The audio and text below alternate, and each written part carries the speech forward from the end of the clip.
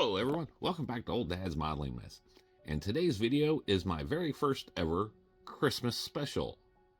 And I owe this all to you guys. We're this close to the 500 subs goal that I set for the channel by the end of the year. We are like 9 or 10 shy. So keep it up, guys. You are absolutely awesome. And I decided, since this has been such a good ride so far, I would do a top 5. And these are my top 5 builds this year, I feel. Ones I had the most fun with and stuff like that, and learned stuff from. But before we get going, I would just like to say Merry Christmas, Happy Holidays, and I wish all of you guys a very safe and fun, hopefully you get all the stuff that you're after, holiday season. So yeah, with that out of the way, we will start with my Su-85. Yes, it looks a little strange, and there's a story behind that. The camo on this actually the idea for it came from instructions. And not these, but these will give you an idea of it. I can't remember which kit it was, but I seen the instructions, and they had this blue, light blue, and gray camo scheme. And I thought, well, that's strange. I've never seen that before on a model. I play World of Tanks, and I've seen stuff like that in there, but, you know, I seen it, and I thought it was cool. And Andy from Novice Modeling in the Midlife Crisis, holy crap, I destroyed that. Novice Modeling and the Midlife Crisis, which is a great channel. If you guys have never heard of him, go check him out. I believe there's a link to his channel in the description box down below. But anyway, both him and I thought the same thing. Well, that's kind of strange. And when we talk about it in our videos, we were corrected by you guys. But the idea stuck. And so I actually took some of my wife's sky blue paint, and I used that for the base coat. Let it dry, sprayed the shit out of it with 2 or 3 coats of chipping fluid, and then I covered that up with the cold white or whatever it was. Yeah, cold white.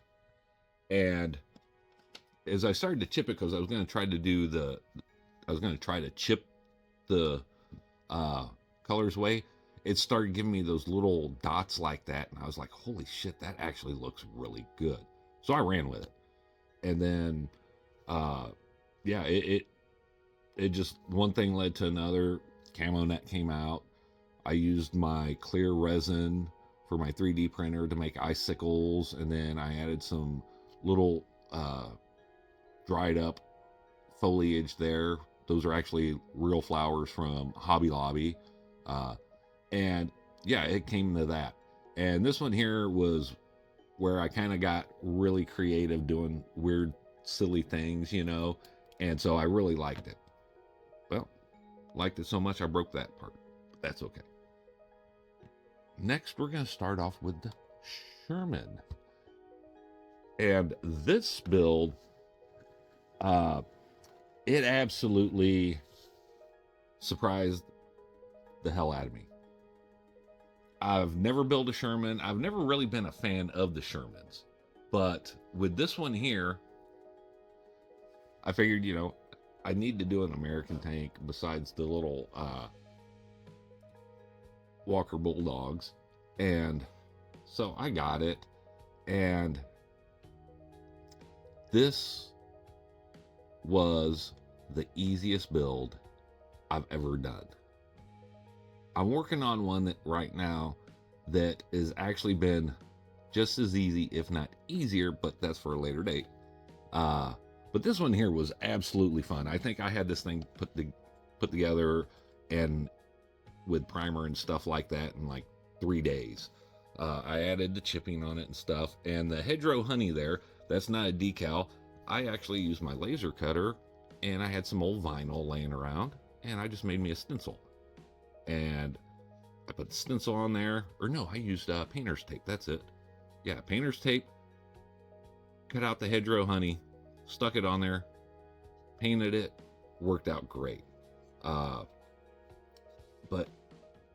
the ease of this build is what really made me like it. Yes, I used the rubber band tracks, and I didn't go too far because, in all honesty, this to me felt like a beginner kit, which, you know, I'm good with. It just, yeah, it went so easy. I couldn't believe it. It also was the very first kit that I got that actually had the markings on them, on the hole and stuff like that. I seen that and I was like, oh dude, that is absolutely awesome. So yeah, by far, fun kit. If you're looking for something that's gonna give you a nice, relaxing, easy build, that's the kit for you. The Tamiya Easy 8. Not gonna lie, that was absolutely an awesome build. Yes, your eyes are not deceiving you. If you've not watched the videos on this here, excuse me, this was a what if build. And it's a Airfix T34. And the what if is, what if the little angry mustache midget guy had his guys make improvements to it? Well, they would add a Panther gun and their road wheels. And so that's what I did. That's an actual Panther gun, and those are actual Panther road wheels. And this was cool as shit because all but one set of the road wheels there were used out of a Panther kit. And to me, it looks kind of badass. Kind of looks like a, you know, muscle car from the 80s, you know, with the wide stance on it and everything like that. The Panther gun is cool. You know, I had to do it. You can only build so many T34s and then wonder, you know, you had to do something different. So that's what I did. And to me, it was a lot of fun just because trying to get the running gear on there and make sure all the tracks fit right and stuff like that. It was cool. It really was. It was also the first time I masked off and did a camo like that. It turned out pretty decent. I learned some stuff, what to do, what not to do, kinda ish. But you know, hey, it worked. And this was before I actually started freehanding my camo. But that's actually what kind of got me into it, because once I seen how crisp and clean those lines were, I didn't like it. So, you know, but other than that, absolutely fun build. And I don't think I could ask for anything more with it, from it, you know? So there is that. Now this next build here is by far, between it and the Elefant, these last two are my favorite builds. They're kind of tied, with a little bit leaning more towards the Elefant. But this one here was where I found the guy that I get all my 3D tracks from on Colts 3D. He had some damaged stowage boxes. And so I was like, well, hell, I can do that and save myself $10, you know? And so I did. He also had damaged cleaning rod holder. And so I kind of mimicked that. I have the cap of it off. I never did put the rods in there. I just never got to it.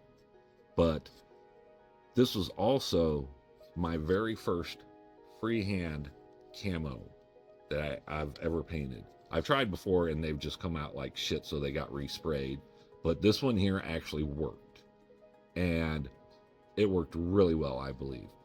So with that working out so well, it gave me the confidence. I mean, you know, well, that and actually having a good airbrush. So that helps a lot too. Once I got my gallery paintbrush, painting has been an absolute awesome experience because I can get in there and I can do them really fine in between colors and stuff like that. So it was, yeah, it was just night and day difference.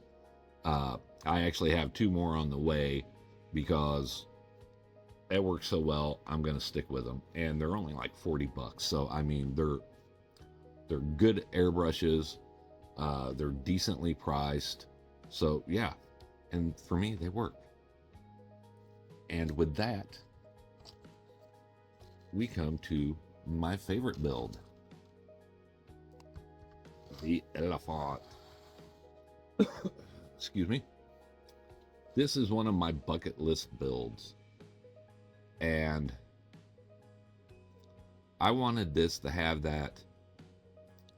It's been around for a few years, so I actually painted it a regular camo, kind of like these. Put chipping fluid on it, sprayed it with the cold white, and then I chipped it so you could see there's some of the green there, there's some green there, some brown and tan, and it's like that all the way around. Just little chips here and there and stuff like that, just, you know, so you can see that there was camo under it. I didn't want to do too transparent of a white on it, but, you know, you still get the impression that it's been redone for winter. This was also the first time I've ever done the Zimmerit.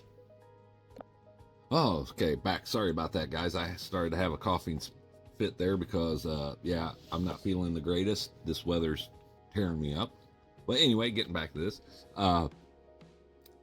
This is the first time I tried the Zimmerit, and I used the Tamiya kit for it. And I had 2 issues with it. Both were kind of self-inflicted, and I don't know if you'll be able to tell. I tried to hide it as best as I could, but right there around the bolts or whatever it is that stick out, I cut squares instead of circles because, you know, yeah, that's just me. I was able to kind of hide it, but still not. And the other one was, I wasn't thinking, I should have cut it, but the piece that goes on here wraps around the edges on this of the Zimmerit here, and after a couple of days it popped loose, and I put it back on there and it kept going, and we went back and forth like 3 or 4 days with that issue, and I finally got tired of it and I super glued it, and it's been great since. Another thing on here too is, if you look here at those weld seams, those are actually 3D printed weld seams that I made. I went in Blender and 3D Builder, and I made myself a set of 3D printable weld seams that I could use on it. They worked out pretty good. I later found that trick where I used thread for weld seams, and so I'm probably, when I need to use that, that's what I'm going to use, is the thread trick. So yeah, but this one here, like I said, was one of my bucket list builds. I needed to do it. Excuse me again. I 3D printed a few tracks up for it. I did use the Lincoln length on it that it came with, but I did 3D print up some extras, you know, for the extra spaced armor, I guess, if you want to call it. And then finally, my miniature, my first miniature that I've actually ever incorporated into a build. He got the old dad special. Painted him up, dry brushed his uniform, and then I painted the skin tone on there, and I gave it a wash. That's it. No eyes, no nothing. Everything you see there, that's all a wash. So, you know, from a few feet away like this here, it absolutely works. If you pick it up and hold it close, maybe not so much. So, yeah. But there are my top 5 favorite builds this year, guys. And again, before I get into my outro, I would like to wish you guys a very Merry Christmas. And I hope your holiday season is good for you and your families. As always, guys, thank you for watching my videos. If you like this sort of stuff, please don't be afraid. Drop a like and a comment down below. If you're not already, I don't know why you're watching this. Click that subscribe button. It's easy. You push your finger down. Boom, subscribe. Doesn't cost you nothing. It's free. Helps channel grow. Tells YouTube you like this sort of stuff. Gives me more time to do this. So yeah. And like I said, we're that close to hitting that 500 subscriber mark by the end of the year. And that's all because of you guys. So again, thank you. Also, down below in the description box, there's a link to our Discord.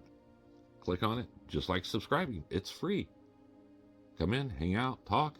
More importantly, post pictures of your builds. We have some absolutely amazing builders in there.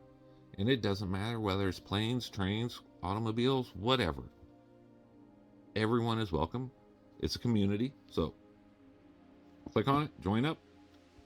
And until the next video, guys, I will see you later. Bye-bye.